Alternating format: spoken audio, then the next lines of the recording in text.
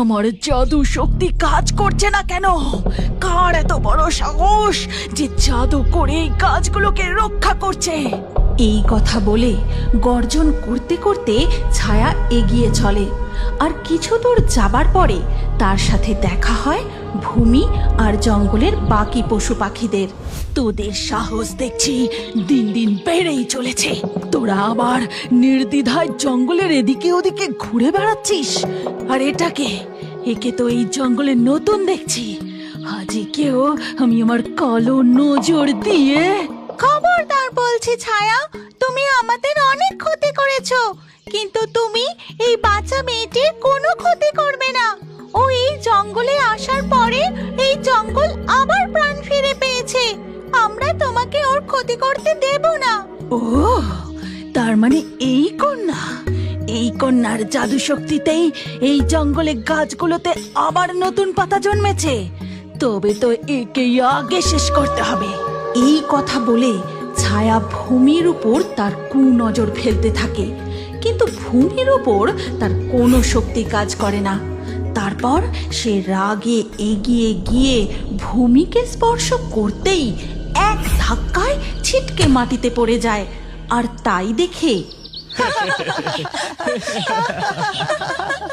একে, এই কন্যার উপর আমার শক্তি কাজ করছে না কেন? তখন তার মনে পড়ে যায়, গুরুমা, দীর্ঘ তপস্যার পর আপনার দেখা পেয়েছি। আমি যেন এই গোটা জঙ্গলে রাজ করতে পারি। কোনো পশু পাখি বা মানুষ যেন আমার ক্ষতি করতে না পারে। তথাস্তু। কোনো পশু পাখি বা কোনো মানব শক্তি তোমার কোনো ক্ষতি করতে পারবে না।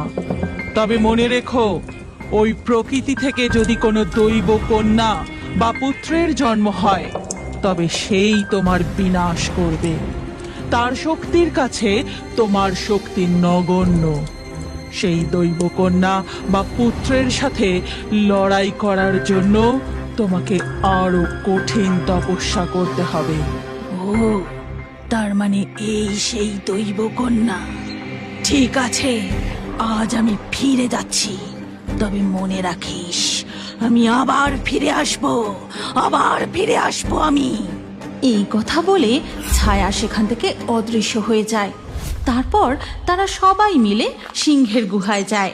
আর ভূমি সিংহের চোখে স্পর্শ করতেই, আমি সব দেখতে পাচ্ছি, আমি আবার সব দেখতে পাচ্ছি।